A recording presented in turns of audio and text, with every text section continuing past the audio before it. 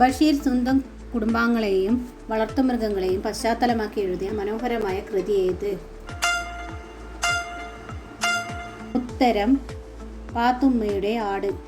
പാത്തുമ്മയുടെ ആട് എന്ന പുസ്തകത്തിന് മുൻപേ ബഷീർ ഈ കഥയ്ക്ക് നൽകാൻ ഉദ്ദേശിച്ചത് എന്ത് പേരായിരുന്നു? ഉത്തരം പെണ്ണുങ്ങളുടെ ബുദ്ധി.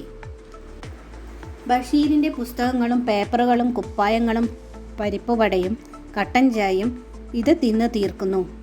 ആരെയാണ് ഇത് ബഷീർ ഇങ്ങനെ പറയുന്നത്?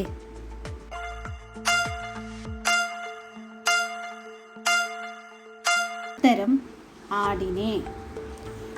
ജയിൽ പശ്ചാത്തലമാക്കി ബഷീർ എഴുതിയ നോവൽ ഏതാണ്? ഉത്തരം മതിലുകൾ. മതിലുകൾ പ്രസിദ്ധീകരിച്ച വർഷം ഏതാണ്? ഉത്തരം 1965. മതിലുകളിലെ പ്രധാന കഥാപാത്രങ്ങൾ ആരെല്ലാമാണ്? ഉത്തരം ബഷീറും നാരായണിയും. മതിലുകൾ എന്ന സിനിമയിൽ ബഷീറിന്റെ നായിക ശബ്ദമായി മാത്രം വന്ന് പ്രേക്ഷകരെ വിസ്മയിപ്പിച്ച പ്രശസ്ത നടി ആരാണ്? ഉത്തരം KPSC ലളിത. നാരായണിയായിട്ട് അഭിനയിച്ചു. ആരാണ് ബഷീറിന്റെ മതിലുകൾ എന്ന നോവൽ സിനിമയാക്കി സംവിധാനം ചെയ്തത്?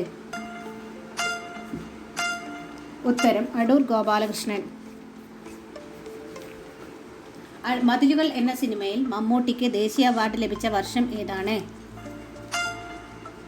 1989. 1990 ഇത് റിലീസ് ചെയ്തു. ഏകാന്ത വീതിയിലെ അവധൂതൻ എന്ന് പ്രൊഫസർ MK സാനു വിശേഷിപ്പിച്ചത് ആരെ? ഉത്തരം ബഷീറിനെ. ബഷീറിന്റെ ഗദ്യ കവിതാ ശൈലിയിലുള്ള കൃതി ഏതാണ്?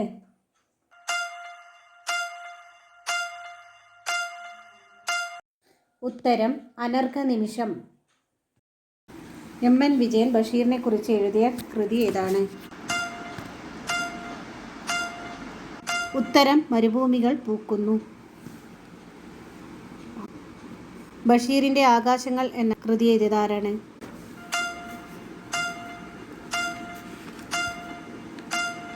ഉത്തരം പെരുമ്പടവം ശ്രീധരൻ.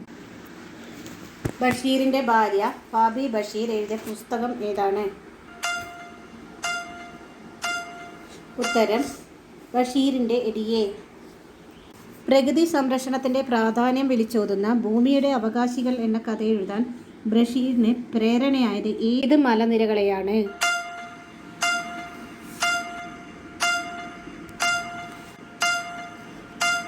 ഉത്തരം പശ്ചിമഘട്ട മലനിരകൾ. NP മുഹമ്മദിന്റെ നോവലിനെ അടിസ്ഥാനമാക്കി നിർമ്മിച്ച വീരപുത്രൻ എന്ന സിനിമയിൽ ബഷീറായി അഭിനയിച്ചത് ആരാണ്? ഉത്തരം അനസ് ബഷീർ. ബഷീറിൻ്റെ മകനാണ് ബഷീറായിട്ട് ഈ ചിത്രത്തിൽ അഭിനയിച്ചത്.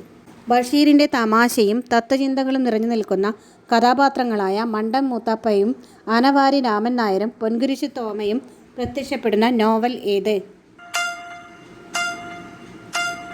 ഉത്തരം ആനവാരിയും പൊൻകുരിശും. ഭൂമിയുടെ അവകാശികൾ എന്ന കഥയിൽ ബഷീർ 2 ഏക്കർ പറമ്പിലെ മരങ്ങളിൽ തേങ്ങയും പഴങ്ങളും കാർന്നു തിന്നുന്ന വാലിൽ വരകളുള്ള കുഞ്ഞു ജീവിയെ കുറ്റി പറയുന്നുണ്ട്. ഏതാണ് ഈ ജീവി? ഉത്തരം അണ്ണറക്കണ്ണൻ.